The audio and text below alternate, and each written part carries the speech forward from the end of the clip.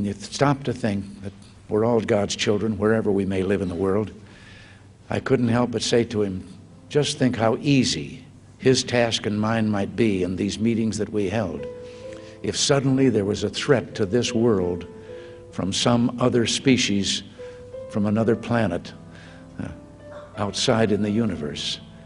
We'd forget all the little local differences that we have between our countries, and we would find out once and for all that we really are all human beings here on this earth together.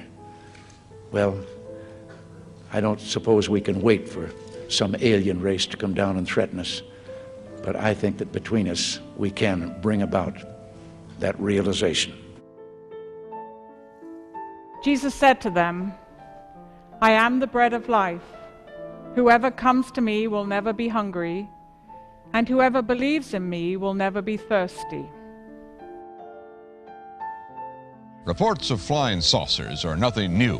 From the beginning of recorded time, men have been seeing unexplainable things in the sky, and there's no reason to doubt they saw something. The question is, was what they saw really there?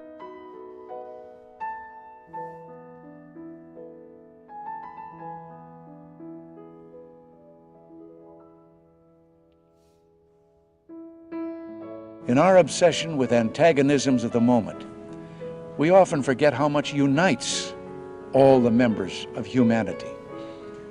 Perhaps we need some outside universal threat to make us recognize this common bound.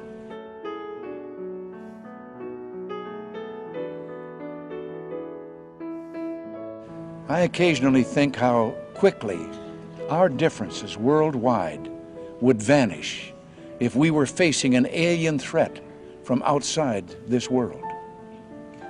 And yet, I ask you, is not an alien force already among us?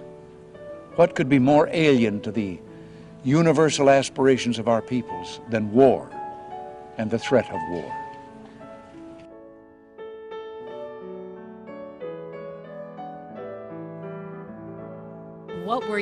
What was going through your mind? How amazed were you to see your roadster up there with Starman just cruising along with the blue planet? And how long will we be getting live views, do you think, from the car?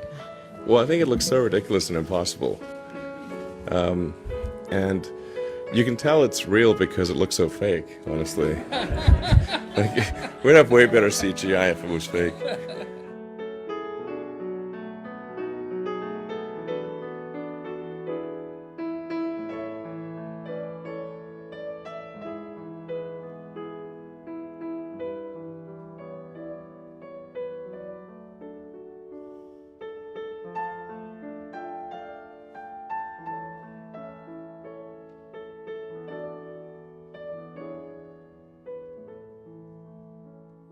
In my frustration sometimes, you know, actually, if you count some of the things going on in smaller countries and all, there have been about 114 wars since World War II.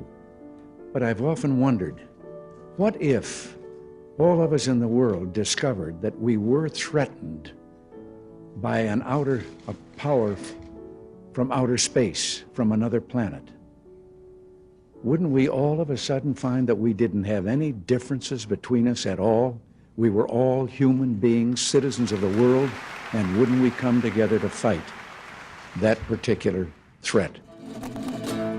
But why, some say, the moon? Why choose this as our goal? And they may well ask, why climb the highest mountain? Why, 35 years ago, fly the Atlantic?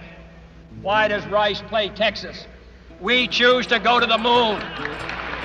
We choose to go to the moon in this decade and do the other things, not because they are easy, but because they are hard. Because that goal will serve to organize and measure the best of our energies and skills. Because that challenge is one that we're willing to accept, one we are unwilling to postpone, and one we intend to win, and the others too.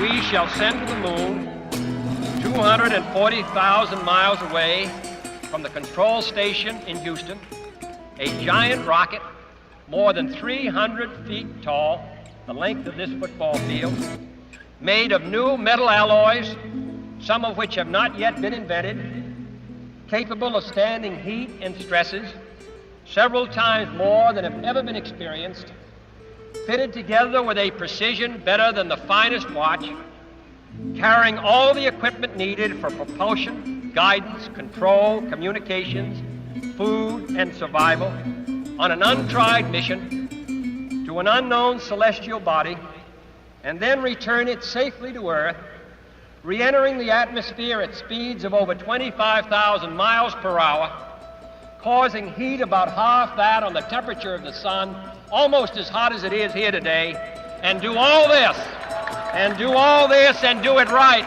and do it first before this decade is out, then we must be bold. Finally, we're honored to be joined by Apollo astronaut Jack Schmitt. Exactly 45 years ago, almost to the minute, Jack became one of the last Americans to land on the moon.